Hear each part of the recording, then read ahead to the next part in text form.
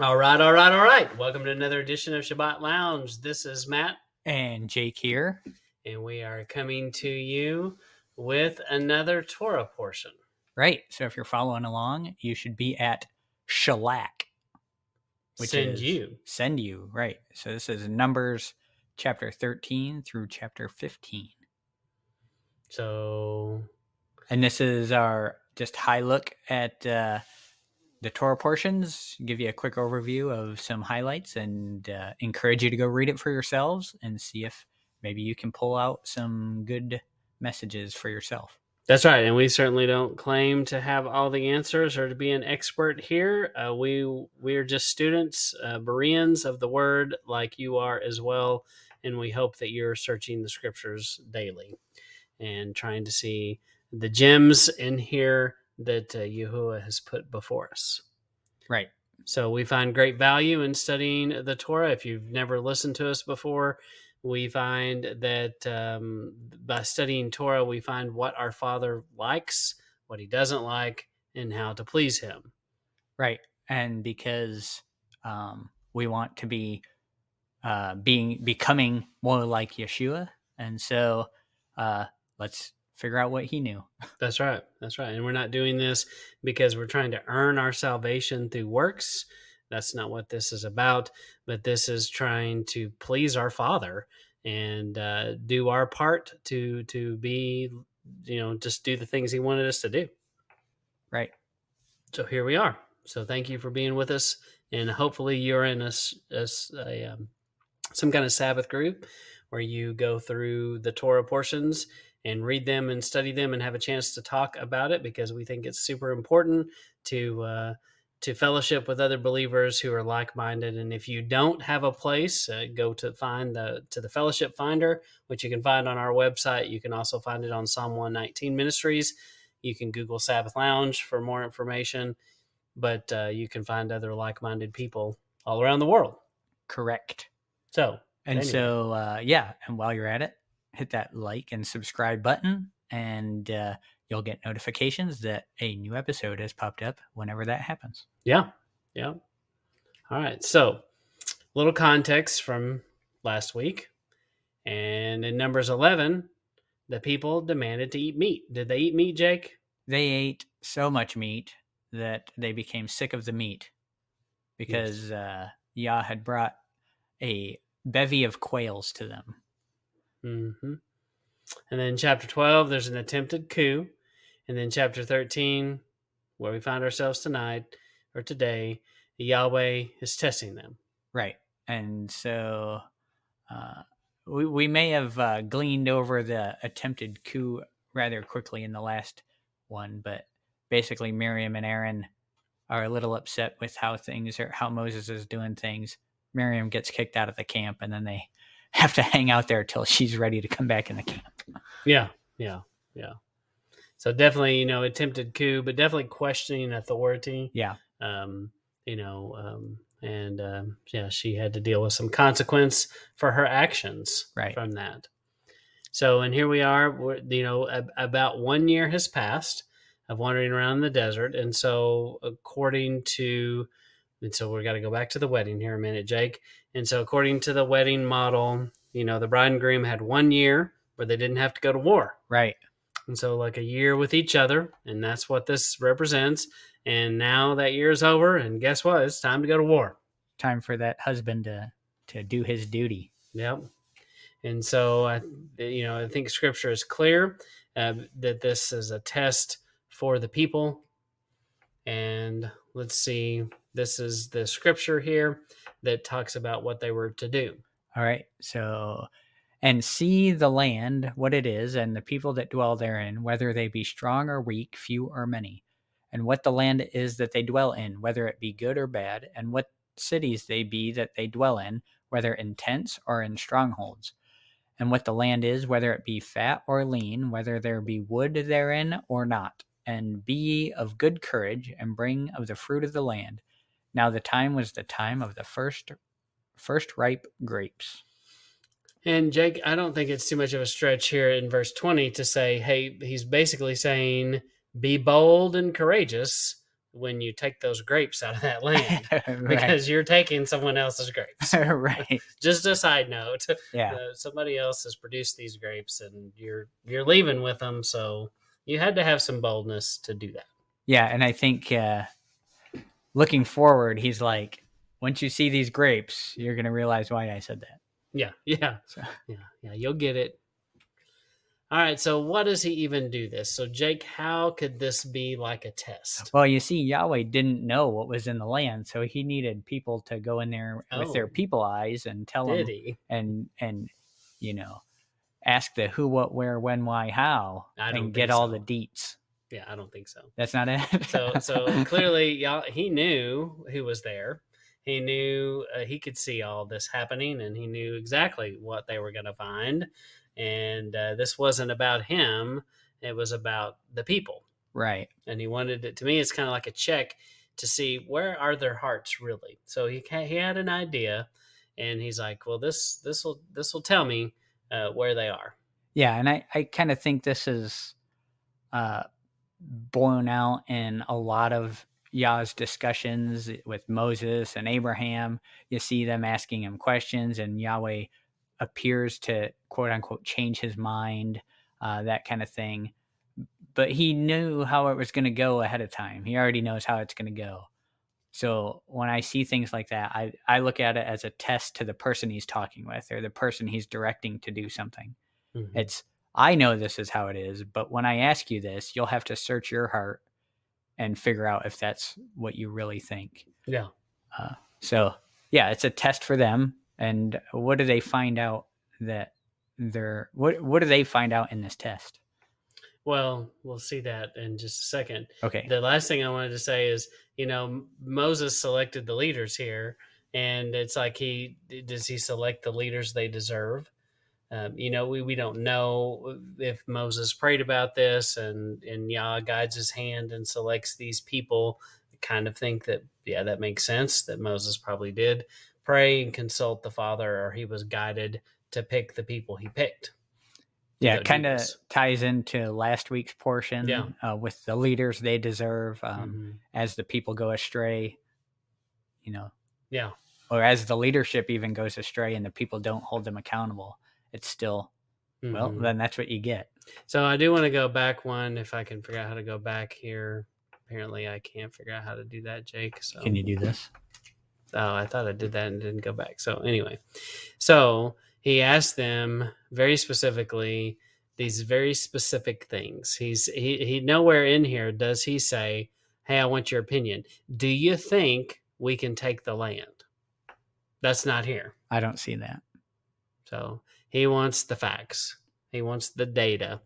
You know, so but something. So Jake, I don't think we have to read this Matthew 13. People are pretty familiar with the parable of the sower. I think probably our audience is. So how could the people's heart be reflected in the parable of the sower? So yeah, I think this kind of goes into what they're finding out in the testing, and they're finding that their heart is like the land that they are living in currently, and that it's not the fertile soil that Yeshua is talking about here. Yeah, It's yeah. I mean, the land is so infertile that he has to feed them. right. So it's not abundant. It's clear this land is not abundant with wild game and trees and water running. Multiple times he has to give them water. He's got to And import the food. yeah, yeah, Yeah. yeah. That's right. So, but yeah, I think there's definitely a good comparison, probably to the hard ground. So their Right. hearts are like the hard ground in the parable of the sower. There's just no chance for that seed to take to get going. So, were they ready for the victory? I think it bears out when they come back Yeah, from the from the promised land. yeah. And I think that he wanted to see if these people had his heart. If these people had gotten anything. Like, I've been with you for a year. Surely a little bit rubbed off on you. Right. And this is, part of the test is, are you going to have the faith that I can get you through a difficult situation? Because your eyes are going to tell you something but you don't see, the flaming horses surrounding the enemy. So are you going to trust in the one who brought you out of Egypt, or your own lion eyes, basically? Yeah. Yeah. So they survey the land and the people, and he basically says, "Tell me if they're strong, they're weak, they're few or many. Is the land good? Is it bad? Do they live in tents? Do they live in fortified wall cities? Is the land fertile?" So these are like kind of yes and no kind of questions that had quantitative numbers Yeah. associated with them. Yeah, and Yah knows they're strong. The land is good. They're Mm-hmm. living in fortified walls. The land is fertile. You know, so he The odds knows. are against them, Yeah, in human perspective. exactly. So it's kind of funny. He's like, maybe they're weak. I don't know. Why don't you go find Yeah, out? go check it out. And there is a reason he calls them children of Israel, because I mean, this is kind of like what you might do with a child. Yeah. Go see what it's like. Tell me about it, Yep. and I'll help you. So yeah, if you're a parent, learn some parenting advice That's from right. this. That's right. So, Jake, did he just ask for facts? Do you think that's a safe assumption to say here? I think so. I think he just wants them to stick with the facts, Yeah. and doesn't want their commentary and opinions. Yeah. Yeah. And so when you break down, these are the guys, hopefully I spelled them all right. These are the people that went in as the spies. And when you break down the percentages of them, only 16.7% of all of them said, "Hey, we got this. We can do this. No problem." Yeah. So that's Joshua and Caleb, Yeah. and they're representing this remnant or narrow path of folks that, similarly when the golden calf situation, Yeah. and they're like, who's on Yahweh's side? And you have Mhm. that remnant. It's the same kind of deal here. Yeah. Yeah. And you think about 16.7%, that doesn't seem like a big number. Yeah. So, Yeah. If you took a poll, mhm. who is for Yeah. name your you know, Who's for ice cream? yeah, And 16.7% said they were not. I wouldn't believe it. right. So Exactly. I'll tell you that.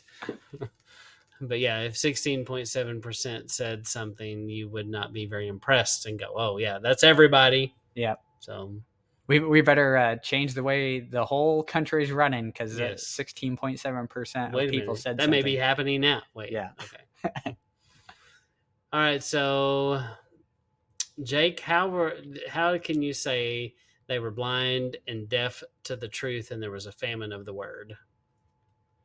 Well, because the word was Yah will provide, and Yah will protect us, and Yah is our salvation. And so, that being the truth, they clearly didn't see that. They were blind and deaf to it.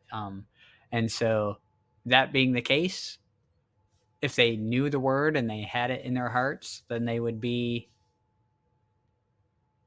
have been filled and ready to go. But they weren't. There was a famine. So they may have been hearing the word, but they weren't listening to the word, if you will. Or they didn't believe that Yah was who he said he was. Yeah, it's a lack of faith for sure, and giving in to the fear of the earthly, the worldly. Yeah. Yeah. Yeah, that's well said. So they were blind guides. They had no vision. And, we do have the scripture, without vision, the people perish. And so look that up. Um, but this lack of faith is a seed that grows to rebellion, and see Korah coming soon. So they definitely give their opinion and come back and are like, whoa, whoa, whoa, whoa. I don't know about this. And it's like a cancer that spreads in the camp. And they, does it say specifically? It does. The scripture does say it was an evil report. Yeah. And so I don't think it's too crazy to assume that people talk, because we talk today And they talked back then too. Right. And it's like the the bag of feathers you dump out in the wind and then try to go pick them up. You run around saying a bunch of stuff and you can't get it back. Do you And do that a lot? You go out in the it, woods and dump a bunch of feathers out and try to go chase them? I usually dump them in my compost, but That's sometimes the wind takes them away. yeah. But yeah, so when they come back and they don't know what they're doing, they don't trust, and they think, oh, everyone's got to believe the way I believe, and then they go tell everyone else, hey, I don't think we should be going in there. And I think kind of the way it tells it is they're basically gossiping. I think they start making stuff up about not being able to go into the land, and it may have gotten embellished, and it may have gotten bigger than it actually was. And in a way, they turn on Joshua and Caleb. This is a betrayal of them too, because basically they're kind of saying that they're lying. Yeah. In a way, so it's a false witness, is what it is. Right. And so that is one reason why he gets so angry, is because they're bearing false witness, and he does not like that. No. And we know that because we studied the Torah, and we know that he doesn't like the false witness. Right. And so I have to feel that Joshua and Caleb felt somewhat betrayed by their own, you think about it. Basically, they went camping in a really nice place. They went to the Mediterranean for a few days to go check it out, basically. And so they probably went to the ocean. I'm thinking, yeah, why would you not? It makes sense that they walked around and checked out, the high parts, the low parts, the wet parts, the dry parts. They went they checked out several things, and it's not. I don't think it's a stretch to say they went to go see the view at the ocean, and I'm sure it had to be. That was part of the test, right? Go check out the land. Is the land good or bad? Yeah. And you would assume that they went. And when you do it, when you go on a camping trip with your buddies, usually it's fun and enjoyable, and they probably had stories. I mean, think about today. If you did this, you would have stories with these guys about, hey, remember when we did that? We saw that. You would talk about this. And so it is a betrayal to them, because these are, people they thought, did this cool thing with, and now they get betrayed. It kind of gives you the idea of how you can all be looking at the same set of facts and come away with something completely different. Yeah. But the whole lying part thing, I hadn't thought about too much until this year, and it makes sense that this is a type of a false witness. Right. So Yah is angry. He's ready to divorce. Moses intercedes and turns back Yah's wrath. And but Joshua and Caleb, what does that mean, Jake, that Joshua and Caleb are punished with the rest of them? So Joshua and Caleb were righteous in their report back and their loyalty to Yah, and yet the whole group turned their back on Yah, and now everybody has to wander the wilderness for 40 years. Not just the people that committed the sin, but there's repercussions that affect those who didn't commit the sin. It's kind of the idea of, well, why does bad stuff happen to good people? Well, this is some bad stuff happening to some good people right here, because the rest of the people screwed it up for everybody, basically. Yeah. You would like, if you were writing this to have a happy ending, you would probably say, and Joshua and Caleb and all their families got to go into the promised land. Right. And they stepped into the promised land. They're like, hey, should have listened to us. You don't see that. And it's because Joshua and Caleb also, I don't think they were that we wouldn't be reading about them in this context if they were like that. Right. So they clearly were holy and set apart. And I think they're humble like Moses, and I think it bothered them. They had to be sad. They had to be sad about this situation, that they came so close. Here they are. I mean, this is the goal, right? This is why we came across the desert. This was the promise. And here we are, basically standing on the edge of it, and we mess up right at the last second. And so, it's like the game is on the line, and it's your opportunity to make that closing shot that's going to win the game for all time, and you just airball it terribly for everyone. Exactly. Yeah, and I think uh, too here, kind of like we said earlier on, the test that's happening, because here Yahweh says, I'm going to strike them with pestilence and all this kind of stuff. And Moses is like, hang on, hang on. The Egyptians will hear about this and say, you brought us out to destroy us, basically. And then Yahweh turns back his wrath. And so I think that's similarly testing Moses. Does Moses have the Yeah. people's best interest at heart? And then because we can say as much as we want, oh, this bad situation comes up, this is what I would have done. But you don't really know unless you're in the situation how Mm-hmm. you're going to react. So this gives Moses that opportunity to, this is how he's reacting to people essentially, spitting in his face and saying, what you've done for us, we don't care about that anymore. We're going back to Egypt. Yeah. That kind of thing. Yeah. Yeah. That's well said, for sure. All right. And so we have another instance in 1529 of one Torah, one law. See last week's portion where we also looked at Galatians 3:28. Mm-hmm.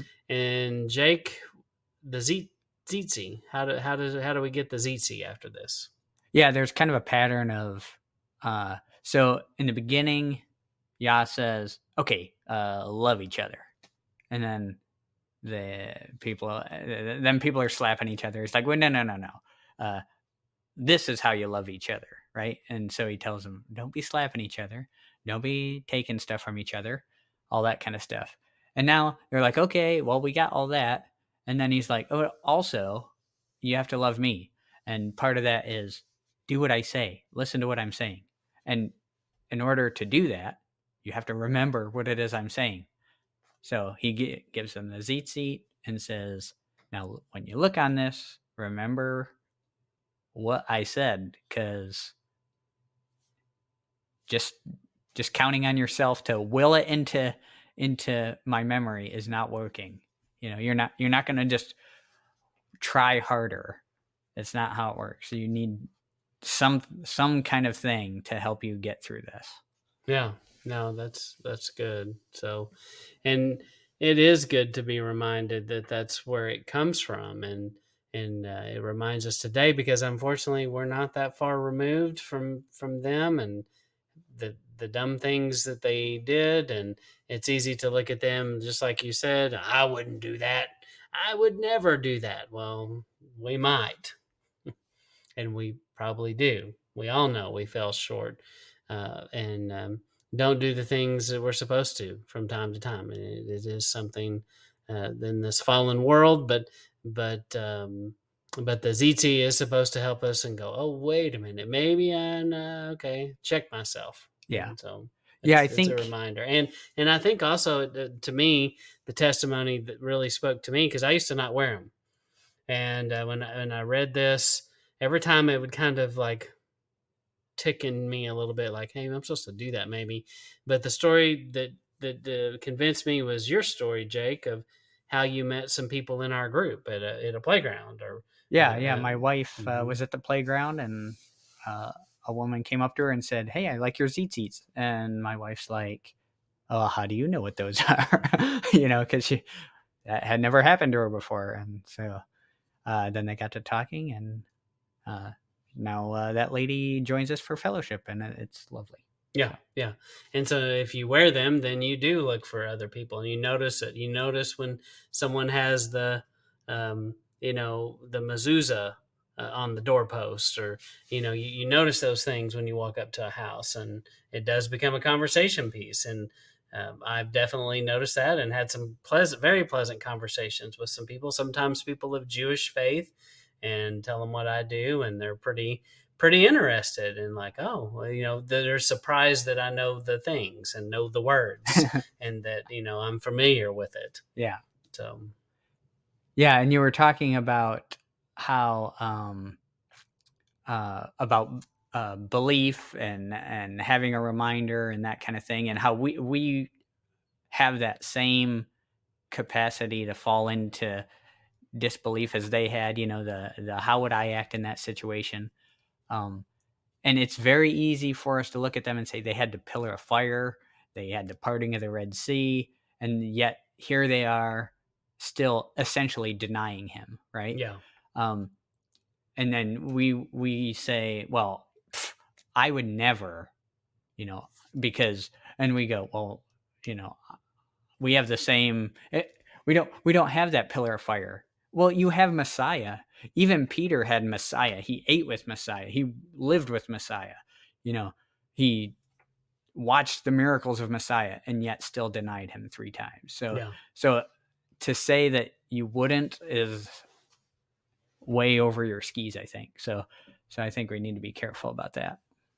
So put in the comments way over your skis, and we know that you made it 26 minutes into this. That's right. So way over your skis, or put an icon of skis in there. There you go. So I've never skied. Oh, wow. But okay. I hear being over them is bad. It is bad. You fall down. All right. So I think we've come to the end of Send You or Shelach.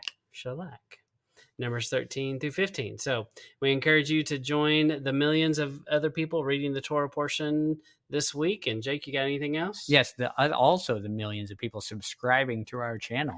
That's right. That's right. So that the number thing is just like, yeah, you don't all have to wait to subscribe at once.